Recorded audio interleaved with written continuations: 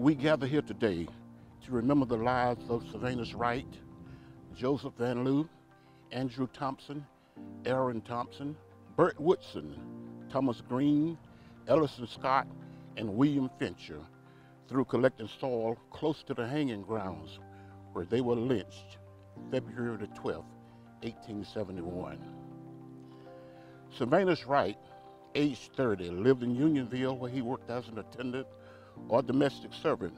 He also served in the 13th Regiment of the South Carolina Militia from 1869 to 1871.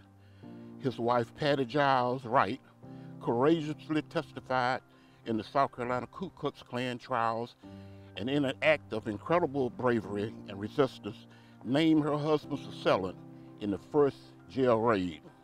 Joseph Van Lew was the youngest jail raid victim at the age of 19 years old.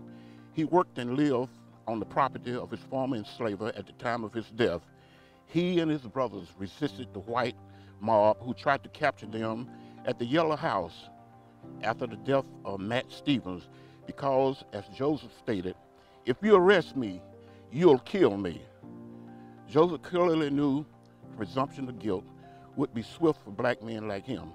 Even though he had not been present at the altercation with Stevens, his mother, Eliza Chalk, nursed his wounds in jail after the first jail raid, and after his death, she bravely testified in the Ku Klux Klan trials before moving to safety in Columbia. Andrew Thompson likely lived in Union Township 1870 with his wife Laura and daughter Cornelia. He may not have been a militia member, but was in the jail at the time of the jail raids and killed alongside the other militiamen. After his lynchings, his wife and daughter received a pension through the Fund for Widows and Orphans of persons killed because of their political opinions. Aaron Thompson, who also used the surname Easters, was likely born in 1839, making him around 30 years old at the time of the lynching. He was a militia member. It is unknown if he had a wife or children. Bert Woodson, who also went by the name Barrett Edwards, who may have registered to vote in 1868, but it is unclear if he was a militia member himself or killed alongside the militia members regardless. His wife was named Tempe Woodson, and after his lynching, she received a pension from the Widows and Orphans Fund. Thomas Green was about 28 years old and lived in Union Township at the time of his lynching. He was married to Catherine and they had 3 daughters, Henrietta, Sally, and Clarissa. The family also went by the surname Byers. After Thomas's death, his widow and orphan daughters received pensions from the Widows and Orphans Fund to help them survive. Ellison Scott was living in Union Township in 1870 and was a militia member, although it is unclear if he was actually present at the incident with Matt Stevens. Scott had a wife, Jane, who courageously testified after her husband's death. He had 3 daughters, Martha, Renee, and Elizabeth, who received pensions from the Widows and Orphans Fund. William Fincher had a wife named Betty and 3 children named Charlotte, Glenn, and Mary J. He likely worked as a farmer. After William's lynching, his family bravely remained in Union. They received pensions to help them survive, though they had to split up and the children ended up in different homes.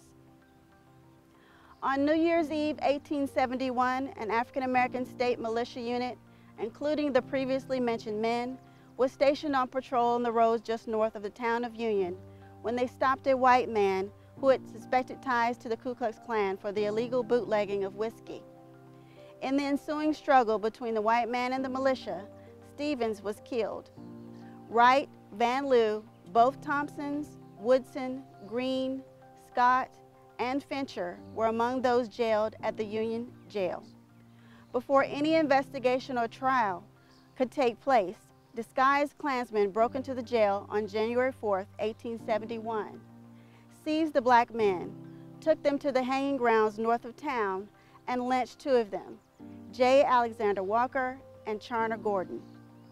Sylvanus Wright, Joseph Van Lew, and Andrew Thompson were wounded but escaped that night, only to be brought back to the jail later. On February 12th, 500 to 700 Klansmen again raided the jail and abducted the remaining militiamen, as well as other black men in the jail for unrelated reasons.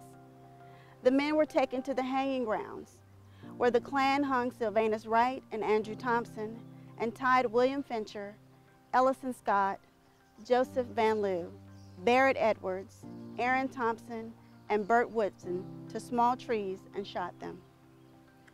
All were illegally executed, targeted by white supremacists because they contested white political, social, and economic power. We acknowledge the history of injustice and trauma that has seeped into this soil. We memorialize and restore honor to the lives of Sylvanus Wright, Joseph Van Lew, Andrew Thompson, Aaron Thompson, Bert Woodson, Thomas Green, Ellison Scott, and William Fincher by collecting and preserving soil in their names.